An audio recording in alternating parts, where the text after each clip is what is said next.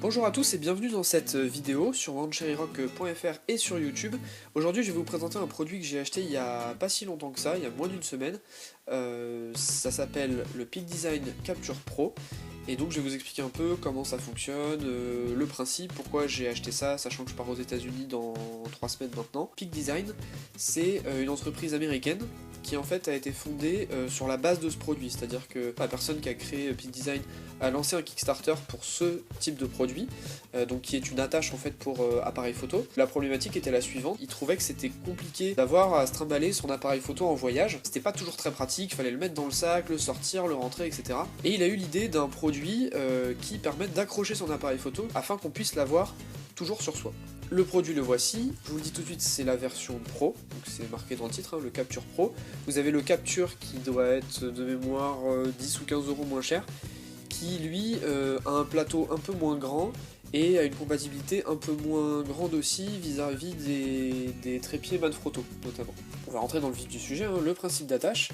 Donc c'est deux petites molettes ici que vous voyez, là, que je dévisse. Hop là, je vais me rapprocher même carrément. Hop là, il a fait la mise au point. Donc c'est des molettes qu'on dévisse ici, tout bêtement. Hein.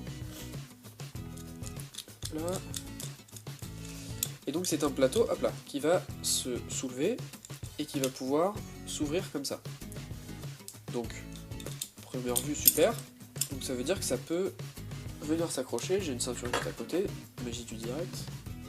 Hop là, ça peut venir se mettre par exemple dans une ceinture.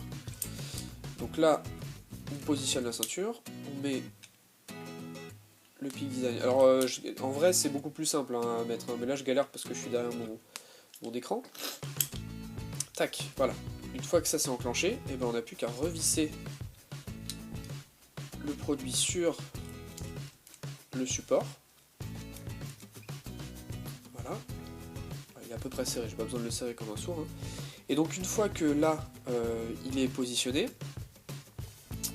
hop là, vous allez pouvoir ajouter, alors là bien sûr il faut imaginer qu'il y a un appareil photo dessus, hein, mais là très concrètement j'ai pas de deuxième réflexe à vous montrer, mais il faut imaginer que le réflexe il est posé, il est vissé même ici sur un pas de vis standard, et on vient juste clipper là ici, et voilà. Et là j'y vais fort, hein.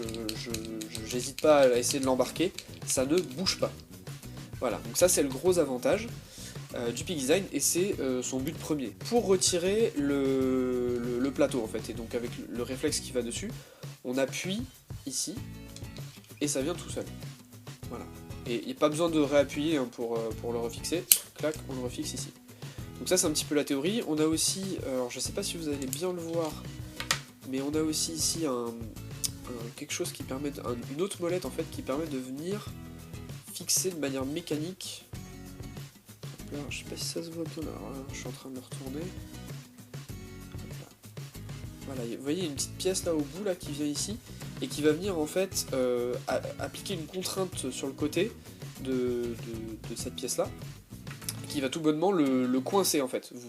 Ça pourra pas sortir, vous aurez beau appuyer sur ce bouton là, c'est une sécurité supplémentaire. Alors moi personnellement je l'ai pas encore utilisé parce que c'est vrai que c'est dans un cas très spécifique. Ah là vous voyez bien là, la pièce qui va sortir normalement. Voilà. Ici. Mais voilà, moi très honnêtement je l'ai testé sans utiliser cette petite molette ici qui est assez difficile à manier d'ailleurs. J'utilise beaucoup ce truc là. Et ça tient déjà très très bien comme ça. Autre chose à préciser, donc le système de fixation, bien sûr, c'est pas quelque chose de standard, donc il fallait qu'ils utilisent cette petite molette, cette petite clé qui est fournie avec, et donc il faut juste venir serrer bien comme il faut le plateau et puis la vis. Voilà, c'est juste petite précision, c'est quelque chose qui est fourni avec, ce serait con de le paumer. Parce que sinon en fait derrière on peut toujours bouger, mais c'est pas très pratique. Voilà, on peut peut-être y arriver avec une pièce, remarquez. Ça doit pouvoir se faire en cas de perte de ce petit bitonio là.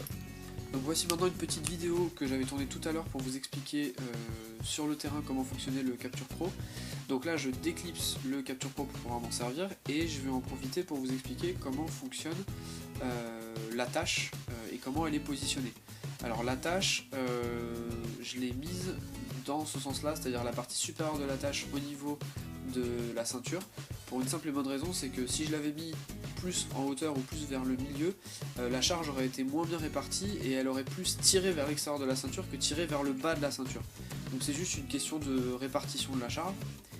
Et puis, donc mon réflexe, vous allez le voir tout à l'heure, mais je vais venir le glisser voilà, dans ce sens-là, de l'extérieur vers l'intérieur, ce qui est plus logique que de l'intérieur vers l'extérieur. Le petit bouton que vous voyez ici, c'est ce que je vous ai montré précédemment, donc où on appuie dessus et on déclipse.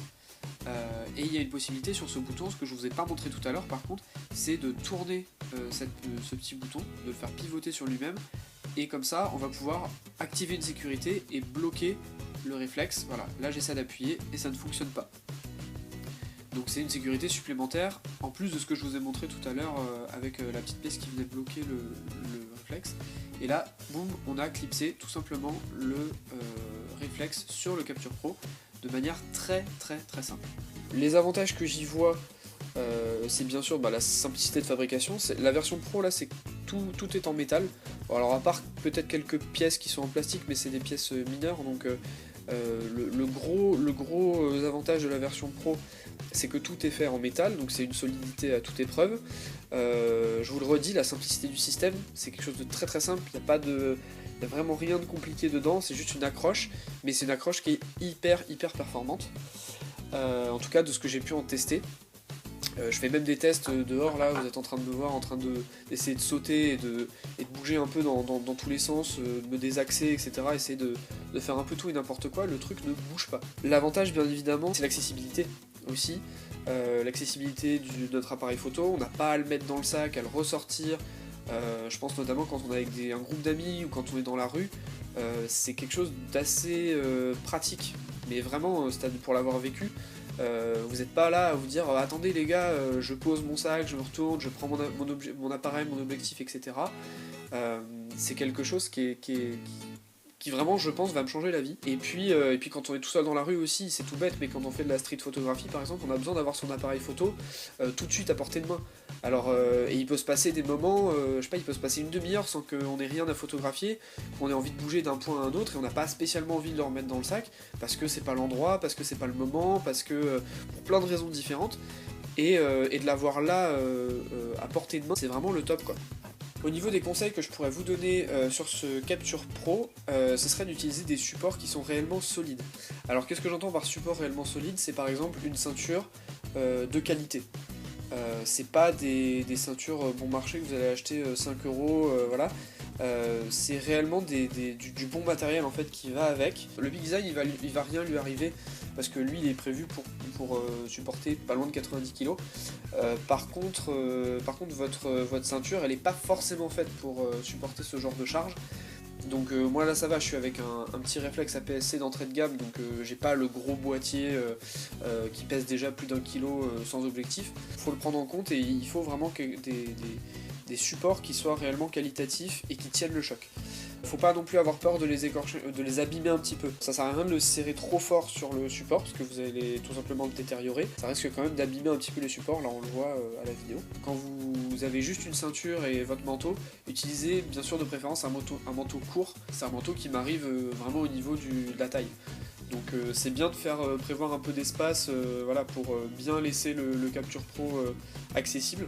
Comme ça du coup on peut ranger plus facilement, on peut clipser plus facilement son réflexe. Dernier conseil que je pourrais vous donner, alors ça concerne le choix en fait entre le Capture Pro et le Capture normal. Le Capture Pro, je vous l'ai dit, il a un plateau plus large, il est prévu pour des gros réflexes, pour ceux qui font vraiment de la photo, comment dire, avec du matériel imposant. La version Capture, moi je pense en tout cas que c'est plus pour des personnes qui font de la photographie mais avec des compacts, avec des hybrides, avec des appareils réflexe plein format mais type A7R, ce genre de boîtiers qui sont assez légers finalement. Je pense que le Capture normal aurait tout à fait suffi à mon appareil photo.